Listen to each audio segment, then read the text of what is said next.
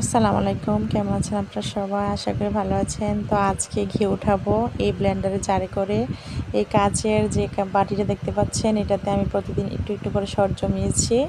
মানে আমরা যে নিয়মিত যে দুধটা খাই ওটা থেকে। এই তো আমি একটা পাইপ্যানে বসিয়ে দিলাম আর অনবরত নাড়তেছি। অবশ্য ঘি উঠানোর সময় আপনারা চেষ্টা করবেন ঘিটা যেন অনবরত নাড়তে থাকেন, কারণ নাড়া বন্ধ করলে ঘি উঠবে না, নষ্ট হয়ে যাবে।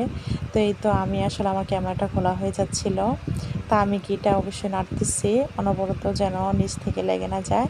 এই তো আলহামদুলিল্লাহ, মাশাআল্লাহ, দেখেন ঘি ওঠা শুরু হয়ে গেছে। তো আমি আসলে টেস্ট করার জন্যই মূলত আমি দেখতেছিলাম যে আসলে আমি পারবো কিনা ঘি ওঠাতে। তো আমি এই জন্য ট্রাই করার জন্য এতটুকু সর নিয়েছি। তো মাশাআল্লাহ, আলহামদুলিল্লাহ, আমার ঘি ওঠানো প্রায় কমপ্লিট। যদিও ঘিটা সামান্য ছিল, কিন্তু আমার খুশিটা কিন্তু, আমার আনন্দটা কিন্তু অনেক বড় ছিল, যেহেতু আমি ফার্স্ট টাইমের মতো ঘি উঠাচ্ছি। এটা আলহামদুলিল্লাহ আমি ঘি উঠিয়ে ফেলেছি। আর এই যে একটা ছোট্ট একটা ঘিয়ের ডিব্বা ছিল, ওইটা আমার অনেক আগেরই ছিল। তো আমি আগে যখন ঘি আনতাম অবশ্যই ছোটোখাটো করে আনতাম, কারণ খিচুড়িতে দিতাম, বাচ্চারা পরোটা দিয়ে খেত। তো এইসব ছোটো ডিব্বাগুলো আমার কাছে অনেকগুলোই আছে। তো আমি ভাবছি আজকে থেকে একটু একটু করে সরজমি এভাবে ঘি উঠিয়ে নেব। আলহামদুলিল্লাহ, মাশাআল্লাহ, এই ঘিটা খেতে কিন্তু অনেক ভালো, অথেন্টিক একদম। ভালো থাকবেন সবাই, আল্লাহ হাফেজ।